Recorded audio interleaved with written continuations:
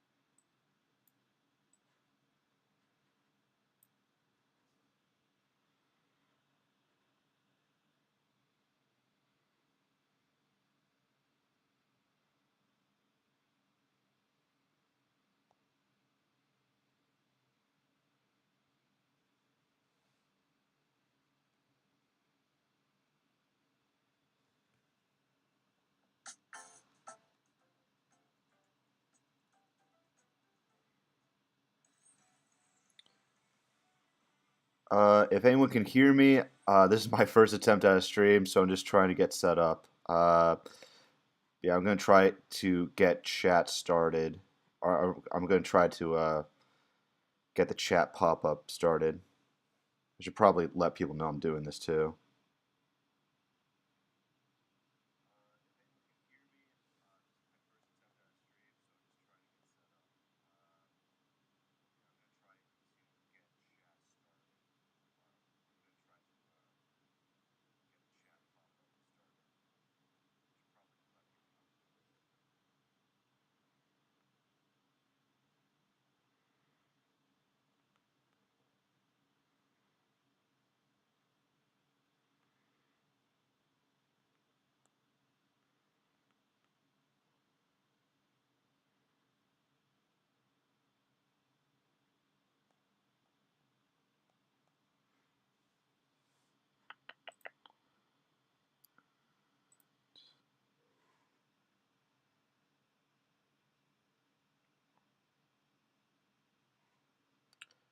Yeah, so this is going to be a impromptu stream reviewing or just giving my thoughts on Fantastic Four First Steps. And since I'm really inexperienced with live streams, I am just going to try and make this a Q&A too, where I'm just going to interact with the chat for however long.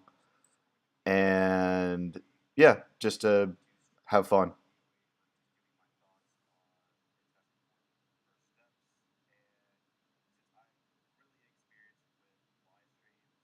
Let's see. We have some people in the chat right now. Pink Fireheart's World. Hi, how are you going? I'm going well. Going well. Trying to get started with moving out of my current apartment to another one that's much cheaper, more affordable, and yeah, just excited to get that process going. Gaming and stuff is here. Nice to see you, Daniel Perez. Wow, I'm on time. I'm shocked. Well, don't be too shocked. Billy Donuts. Who wants donuts? I like a donut.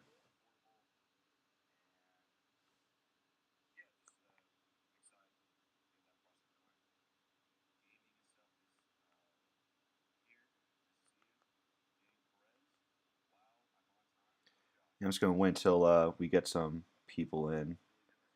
Pog. Nice input, Cherry.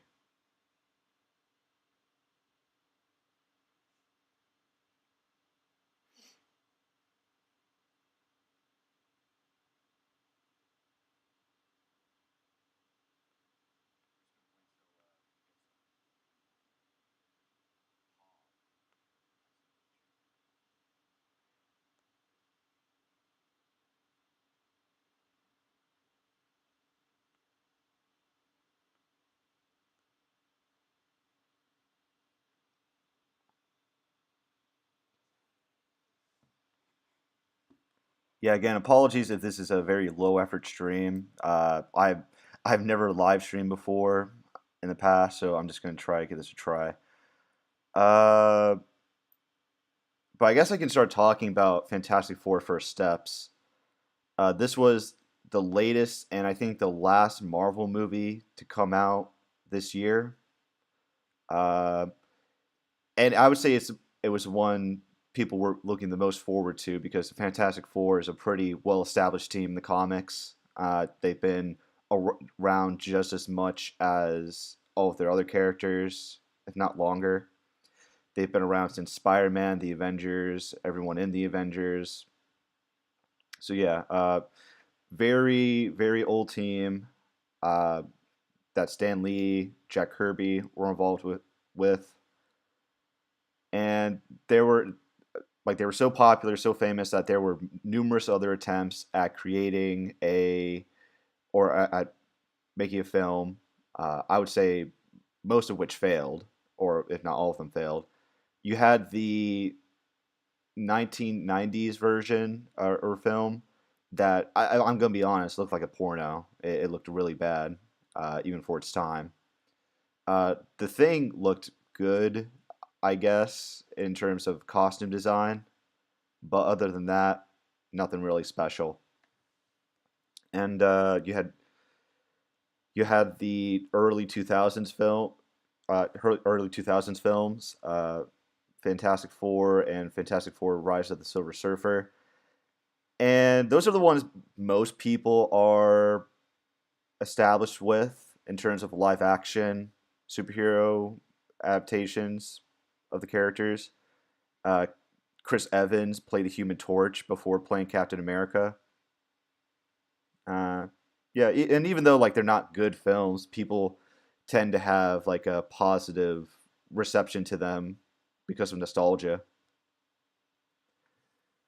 Then you had the incredibly bad 2015 fantastic film starring Miles Teller. If you ask anybody who saw it, they'd probably have either a negative opinion or really not tell you anything about it at all because it's so forgettable. That is honestly a film that could be considered a 1 out of 10 because it's so lacking in really anything of substance. Like everything is bad about it. The CGI looks bad, character writing's bad. Doctor Doom is bad. Like that's one of the most offensively bad things about it.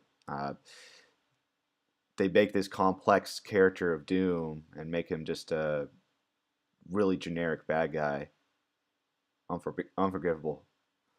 But that brings us to the 2025 Fantastic Four First Steps. And I was a lot of people weren't looking forward to it because they did not like the casting.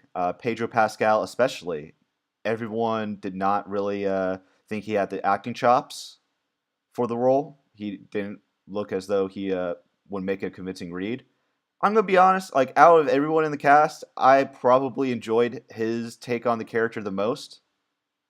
But we'll get to that.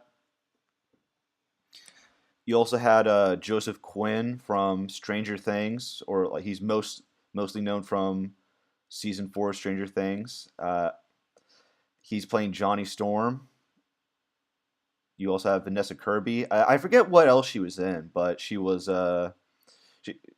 she's playing Sue Storm. She's not a bad pick for for the role, but again, I'll get into her character. But other than that, you have the cousin from The Bear playing the Thing, and another pick I don't necessarily have a problem with, but I'm just gonna say he had the least amount to do in the entire film. Uh, he kind of just felt just inc- included last minute, if you ask me. But I guess we can just get started. So this is a lot like Superman 2025, James Gunn's Superman, in that you don't see the secret origin of the characters, but you're given a brief and quick introduction where where you're given a brief montage of them doing of them fighting some villains like the Red Ghost and the Mole Man, and you see them like saving people. And a lot of people I see are saying that this is better than what James Gunn did at the start of Superman 2025 because he had title cards, right? That said Superman showed up on Earth or made his presence known on Earth as the strongest super metahuman uh, on this date. Then on this date, he started attacking. He started fighting against his country and the Hammer of Baravia, and that brings us to now. And I kind of like that better, if I'm being honest, because it got us right into the movie. It started immediately, and then for the entire time uh, just we just had Clark progressing. It was just a it was just a straight movie in a linear fashion. But with Fantastic Four, it kind of dragged a bit in the beginning. Galactus, the main villain, doesn't show up until 20 minutes in, and all the characters just kind of twiddling their thumbs, like waiting for you to waiting for, and you're waiting for them to do anything to get them invested, or waiting for them to do anything to get you invested. But shoot, am I even still live? Hold on, let's see. Oh wait, let me actually start talking to the chat. Pink Fireheart's World. I saw some of the video you did. I think they're really good. Thank you, thank you. Uh, the fantastic uh, Alfonso Rodriguez. Yoki, I love your videos, especially the ones with Colin. Thank you, thank you. I really appreciate that. Hi, Kino from Crown One. Thank you. Daniel Perez. Yes. Also, type a one in the chat if you guys can hear me, or if the stream's going okay on your end. Again, like this is my first attempt at a stream. Like I'm sorry if it's like really low effort or low quality, but I'm trying to improve on it.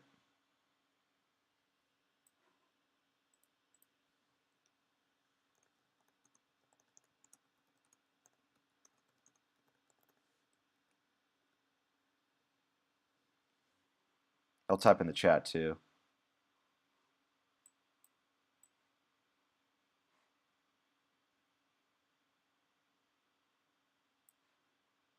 Shoot, there's something wrong.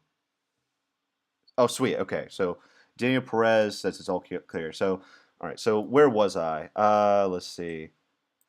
Uh, oh yeah.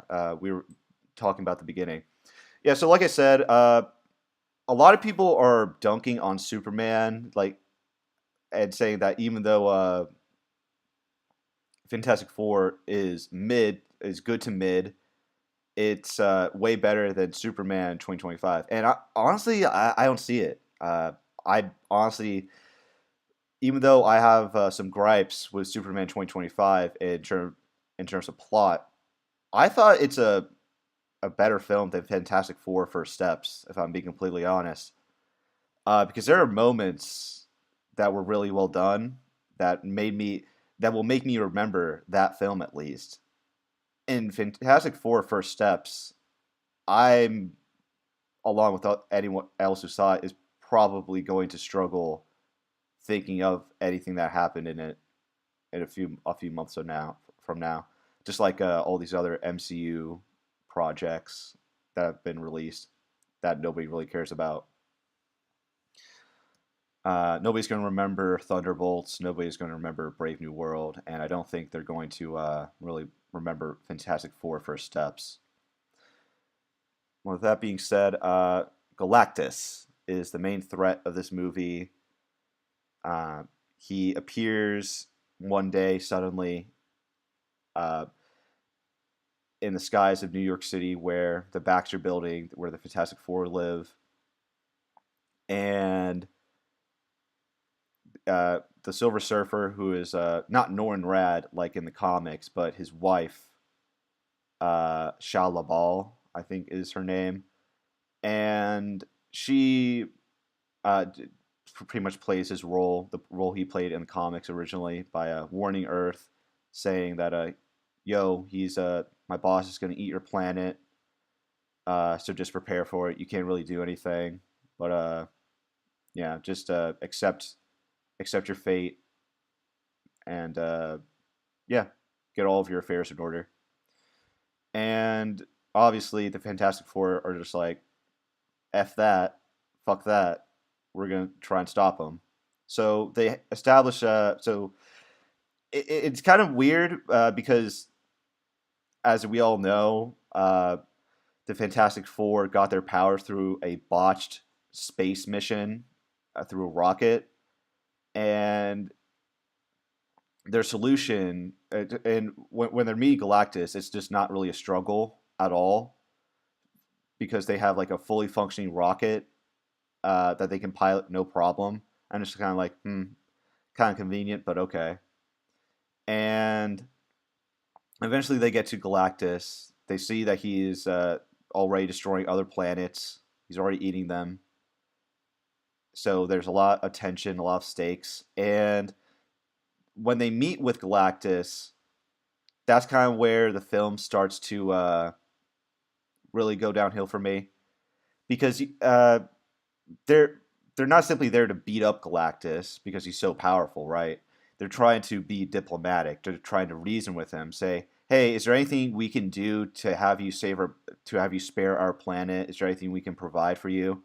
And Galactus is just like, "Yeah, you can give me your son, because because Sue Storm, or Sue Richards, at the beginning of the movie, it's revealed that she's pregnant with Franklin Richards, and he has the power cosmic, which is very OP, very broken power, or it's something you can have in the Marvel universe because it essentially allows you to do anything. And in the comics, Franklin Richards, by having the power cosmic, he's able to reshape the entire universe or make his own little pocket universe at one point.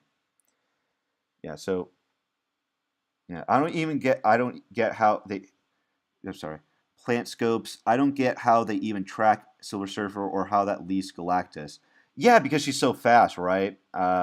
She can travel through hyperspace, but the film explained this, or hand waves this away by saying Richards is so smart that he can understand the impossible that our feeble pea brains can't understand. So it's just like, whatever.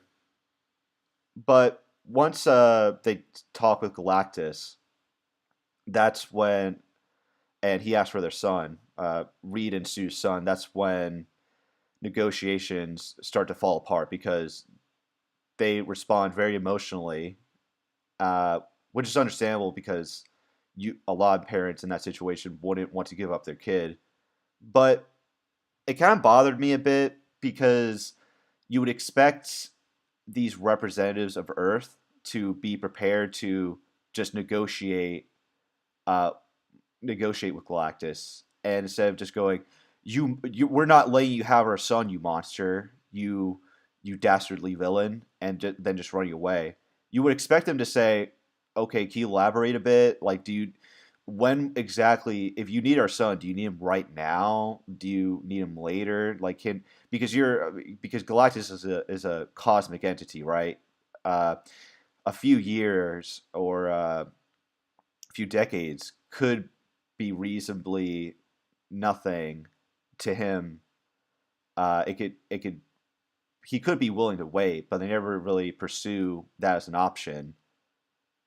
Or like have or Reed never offers to say, "Okay, can you give us like a time frame, or can you give us some time to think it over, or allow me to look for a cure? Like you could allow me the chance to extract what's in my son and then give it to you for a cure, but that's never really an option. They just like run away scared, and yeah, they run away from the Silver Surfer, and that whole chase sequence was pretty convoluted because if you're going to have Silver Surfer in a film and you're going to have the Fantastic Four fight them, you need to nerf them a bit. I feel because the Silver Surfer in the comics is pretty overpowered.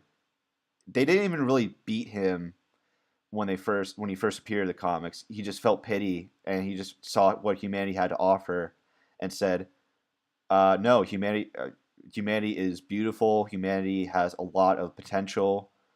Humanity deserves to live. It reminds me of my own planet and why I became the Silver Surfer. So yeah, I'm going to protect humanity." But more on the Silver Surfer of this movie later. But yeah, they get away when they shouldn't. Uh, they they turn invisible and go through a wormhole, and the Silver Surfer for some reason just goes in the wormhole, and I'm just thinking, why would you do that? Like uh, you're just killing yourself. You don't like yeah, your boss like Galactus wants you to get these people, but because of Franklin. But even if they kill themselves, that's no skin off your back because he'll just go back to eating planets. And even if they survive, like you can just go to Earth instead of like risking yourself by going into this wormhole. But yeah, so pretty confusing. Maybe she could be dumb. I don't know. Uh, she was said to be a scientist, so I don't know. Like it was just like a weird decision on her part to do that. But as this is happening, Sue is giving birth to Franklin right now, like on the ship as she's getting chased because Galactus did like a labor force beam, or like gave her like he forced her to give birth like right now, while she was on the ship. So, and yeah, so they give birth to Franklin successfully. And before I forget, Sue is set up to be this diplomat at the start of the film, which I don't mind because she makes the most sense to be the face, the public face of the Fantastic Four, as everyone else, like all the other guys, have their flaws would uh, uh, that wouldn't make them well suited for the role. Plus, Sue in general is kind of the face or the mediator of the team. Like whenever all the other guys have a problem with each other or there's like conflict, she's typically the one to resolve it because she knows how to talk to everybody.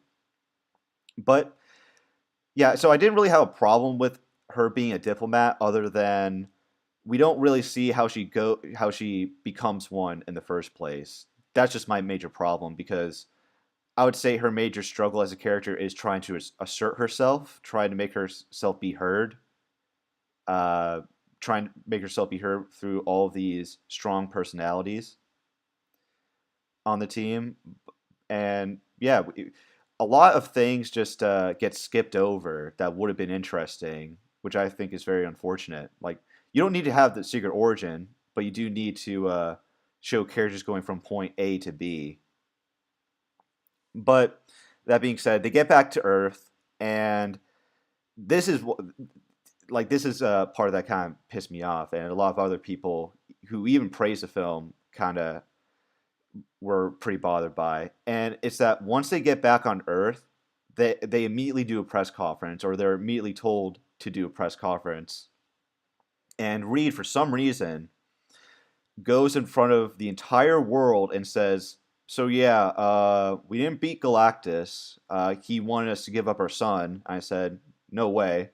So we chose our son over all of you, and we don't have a solution to beat Galactus yet, but we will keep you updated. And yeah, I'm just like, what the hell are you doing? Like, why would you say that? Like, why even bother doing like giving a comment or he could have just said no comment and left and say we didn't beat Galactus, but we're working on it. We would support. We would appreciate any support from the public, uh, and anything else. But no, like he makes the worst possible decision by getting them all, having the entire world against him. Plant Scopes 357. I would have loved to have seen origins of the team, or at least how they got to where they are in this movie, instead of the montage at the start. Yeah, exactly. Like I agree. That would have been much. Again, like not necessarily have a secret origin story, uh, but just have something like because by the end of this movie, I felt like I didn't really understand or know these characters at all. Like they were like they're just a bunch of characters playing versions of these characters in skin like as a skin suit. But yeah, the entire world's against the Fantastic Four, understandably, because I don't know why the hell Reed would go about would go about easing their tensions, or answering their questions in that way. It was just stupid. But they go through they go through a lot of ideas, like they don't know what to do, and tension starts to brew between Reed and Sue because, and this is another weird thing, like Reed just says, "Hey, it makes sense to them to want for us to sacrifice Franklin because it's not their child on the line," and Sue gets like really offended over that, and she says, "How dare you think about it? Uh, think about sacrificing your son when that's not what he said at all." There's this guy, Nicodemus Maxwell 1624. Hey, there's this guy called John Gulster 7787 that's accusing you of being anti woke bigot in your comment section. Uh, yeah, I'm gonna get people like that because I'm responding to people like Colin and the Birdman, and their fans will just try to paint a picture of me that isn't really true. If you ever see me making a video on a politically charged movie or a movie that's like being heavily covered in the culture war, I'm never going to just say, "Oh, it's woke, it's bad." I'm going to elaborate what I mean. Uh, what I mean, and a lot of people, woke has kind of just become this buzzword term anyway. It originally means like it was kind of like a bunch of smug hipsters going, "I'm woke. I understand. I have a higher level of understanding of social issues and everything else going on in the world. So I should be an authority on a given subject." And as it turns out, like those people are just idiots who are completely out of their depth and don't actually know less than the average person of what they're talking about. So other people who hated those people threw the term woke back at them, and yeah, as a way to mock them. And yeah, so people have this like differing version of what woke means. Meanwhile, I'm just going to say this movie, if a movie meets that criteria, I'm just going to say this movie is tone deaf, it ruins the story. Here's why. Yeah, Jim said Reed was being honest. Reed doesn't seem like a person who'd lie. Yeah, and I get that. Like he is an honest person, but this is also a guy who is pretty who wouldn't just reveal like send the world into a mass panic. He'd try to, if he didn't have a plan, he'd work on it, and once he'd come up with a plan, he'd be upfront. He'd say, "Look, Galactus wanted us to sacrifice our son, uh, but we're not willing to do that. But we do have another plan in place to deal with him." I think that would have been I think that would have been more acceptable than him saying that he chose his son over the entire planet and not having any plan at all. Uh, Plant Scopes. Oh wait, Crown One. Both Superman and Fantastic Four are good entertainment wise, but writing wise, there's a difference. Yeah, I agree with that. Plant Scope 357, even if Rhea was just being honest, why didn't Sue handle the press, especially if she's the face of the team? Yeah, that again, they set her up to be the face of the team, like to be a girl boss or whatever, but she's not girl bossing. Uh, she's not really girl bossing until like the end of the movie, where she's the main reason why Galactus gets defeated.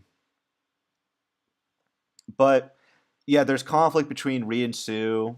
Um, and it culminates in Sue going outside to angry protesters and saying, I am not going to sacrifice my child, but I am not going to sacrifice my planet for Galactus." And I'm just like, okay, um, that kind of just felt like a weak sort of point to convince the entire world to not be against you. Because again, like if this were like an actual a story with actual stakes or like a with actual death, there would be people attempting to take Franklin from them immediately when they announce that. I don't see like Doom is established to be a character in this universe early on. He would absolutely target Franklin, and I don't know. I don't understand why he doesn't all throughout the film. When his country is at risk, because the Fantastic Four aren't willing to give up Franklin. And yeah, I just really, I, I if that was a payoff to Reed revealing to the world that he uh, re- gained the world to turn against them, I think they could have just skipped that because it was just forced drama that wasn't necessary.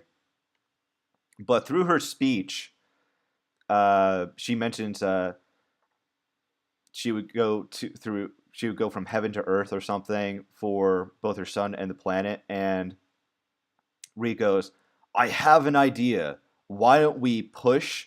Why don't we take the Earth and push it somewhere else, like or teleport it somewhere else, like to a different solar system that's identical to ours to get ourselves away from Galactus."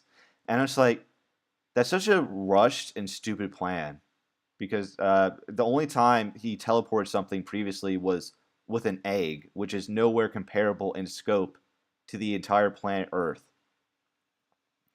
And they have to build entire they have to build entire like teleportation devices or satellites all throughout the Earth, like Egypt, France, United, like everywhere in just a short amount of days. I'm just like, really, really. I'm looking at like housing complexes in my area that have been under construction for months, and you're going to build uh, these super elaborate like devices, like incredibly on incredible short notice, like last minute in just a few days, fully, and they're fully functioning. Like I don't buy that at all. Like that's just come on, man. Plant Scopes 357. It's just an upscaled egg. Yeah, exactly. But yeah, of course that goes wrong because Silver Surfer, she goes like she flies, she destroys all of them, and that results.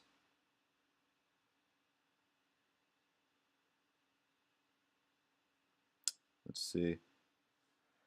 Uh, yeah, she destroys all of them, but Johnny, who fortunately deciphered all like her her alien language, like says, "Stop, Shalabal. I know who you are." And his method of converting her over to their side is just him playing. It's just him explaining her own backstory. He's as if it was some sort of mystery, but he just explains to her, "You became the Silver Surfer to save your own planet," and blah blah blah blah blah. You want like even though you're the Silver Surfer, you don't want to work for Galactus, and again, like I'm just sitting there thinking, okay, why does this change your mind? because she it's not like she has memory loss or anything. It's not like she has amnesia. She was brainwashed into being the Silver Surfer. She just she becomes her in exchange for her planet being spared. So really, how does this convince her?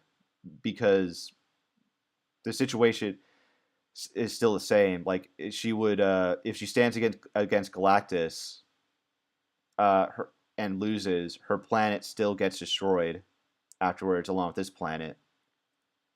So I just don't understand what makes her what specifically Johnny said that would make her change or make her turn good.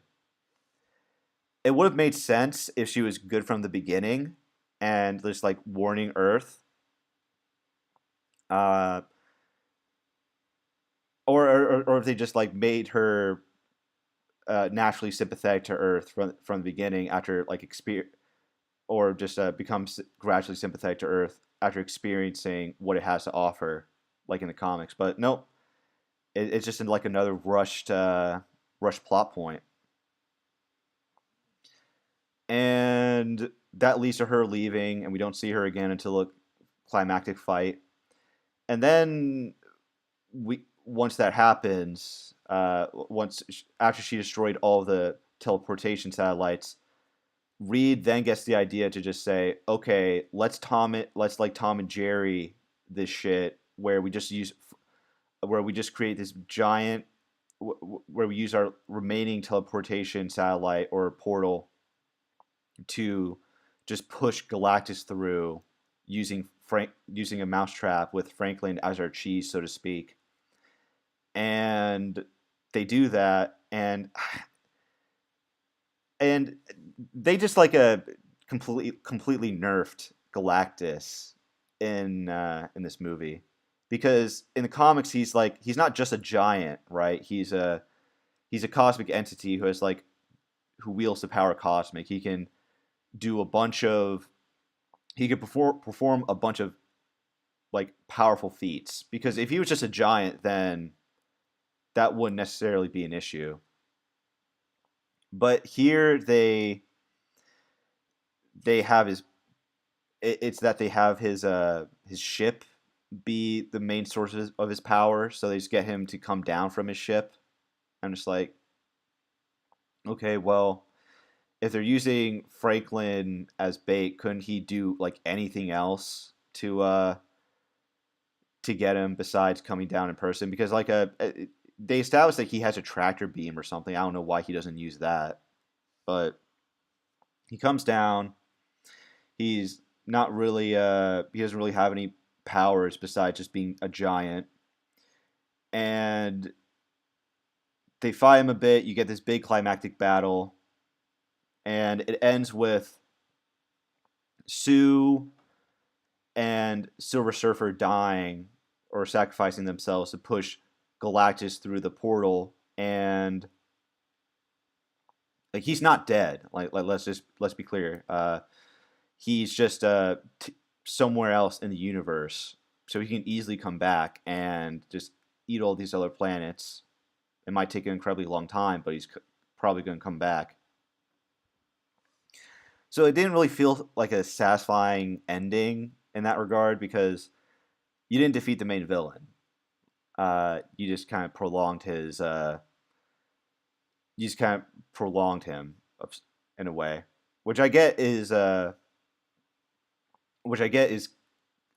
of the case in the comics. But even then, what Reed would do is like give Galactus an ultimatum. Like he would say, "Hey, you can either, okay, I have the ultimate nullifier, right? This device that can just completely destroy both the entire universe if you don't leave our planet alone." And he's just like, "All right, I'm shook. You got me. I'm backing off," and then he leaves. But here, there's no reason for Galactus to not come back, especially when he knows Franklin is still on the planet and is the main reason for why, and is can allow him to stop being Galactus. It can lift him of his curse, as he says. So yeah, not really satisfying ending. Sue dies, but not really because Franklin brings her back to life. And yeah, the film ends with him being the newest addition to the team, and you get a post-credit scene where Doom is the one, like Doom or Doombot is seen talking to Franklin, which is weird because you would think they would introduce Doom as a threat first before Galactus and not after. But he's gonna be like he's getting hyped up for Avengers Doomsday, so yeah. Nicodemus Maxwell 1624. I may be getting him calling you a bigot wrong. I'm like 50% sure he did though, but he definitely did call you anti-woke. The reason I'm clarifying is I don't want to make stuff up about the guy. Yeah, again, like something you need to understand is that a lot of people, like people, especially fans of other content creators, will try to put you in a box to not actually address your points and just say, "Oh, the only reason you have a problem with my guy is because you're you're this kind of person," and that's just a lazy way of addressing me. Um, and again, like I have three more parts for my response to Birdman. My next my next video is probably going to be crazy because he gets really he just goes on these long tangents that aren't even related to Ironheart, and he just brings them up completely unprompted. Yeah, I think that's going to be a crazy video, and I'm looking forward to see how his fans respond to that. But yeah, getting back to Fantastic Four: First Steps, didn't really enjoy it. I'm not really. I'm kind of confused as to why a lot of people who are normally critical of Fantastic Four: First Steps are going, it was alright. When it has like about as much or if not the same amount of problems present in most MCU films. Sure, it looked nice. I like the retro look. It was definitely the most amount of style an MCU film has had in years, but that doesn't make up for the writing. Yeah, there were just like a ton of ways that could have been this film could have been improved. So I was just disappointed by it. But yeah, I don't think it's going to even if it's successful. I don't think it's going to set. I don't think it's going to like save the MCU. I think that's ultimately something Avengers Doomsday is going to address. And if it underperforms, like if there's like a ton of money put into it, similar to Endgame or Infinity War, and it underperforms, then yeah, I think that's the final nail in the coffin for the final nail in the coffin for the MCU. But yeah, Crown One, Doom is going to be a Rush villain in the next Avengers movie. I think so too, especially since he's being played by RDJ. Like he's just probably going to be a fan service character. He's not really going to be developed all that well. Plant Scopes 357, it definitely felt like it should have been a sequel movie, and it definitely needed better writing all around. Yeah. Yeah, unfortunate.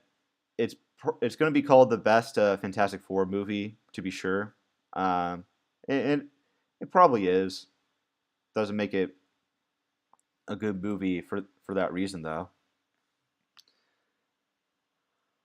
But yeah, yeah, those are my thoughts on Fantastic Four: First Steps. And again, like this stream is also celebrating me reaching the 2,000 sub milestone. So if you guys want to ask me any questions to celebrate, feel free. I kind of just had this set up beforehand, just trying to just trying to give streaming a shot. So yeah, uh, I'll probably stay here a little bit longer, just talking to you guys.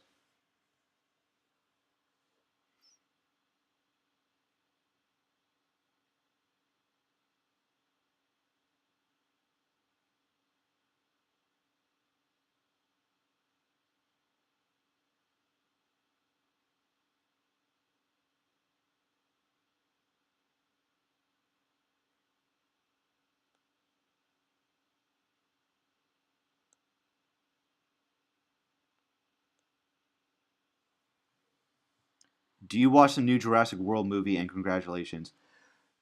No, I haven't seen the new Jurassic World movie. I haven't really seen any of the Jurassic World movies besides the first one. Like I just lost all interest. I think they've just missed the point entirely from the original, and they're just not. They just become like very dumbed down, like a uh, low effort horror movies. Skull Mask. I think you are misinterpreting the scene between Surfer and Johnny. He showed her the messages of other planets that died. Yeah, like again, I get that's what he's showing her alongside her own planet's messages, but I still wouldn't see how that changes her mind because she should be aware of her that she's doing that already, and she should also be aware that if it's that she doesn't have the power necessary to defeat Galactus. So if she tries, then she she's just going to get her own planet destroyed. Yeah, Plant Scopes 357. Congrats. What are some upcoming video ideas? Last comment. I know I've been saying a lot. Sorry. No, no. Like say as much as you want. Again, like this is a stream where I interact with chat as much as I can. Uh, I'm gonna try. But besides the response videos to Birdman, I'm gonna try to make more reviews. Like I'm gonna try to put more personality. I think like the biggest struggle I've been having with the channel is like making them more so plot summaries instead of just like making just giving my honest assessments from the get go. Like just I'm gonna try to have them more in the structure of here are the positive and here are the positives and here are the negatives, and not just have it be like complete plot summaries or breakdowns because that's a criticism that gets levied around a lot in a video essay or review spheres.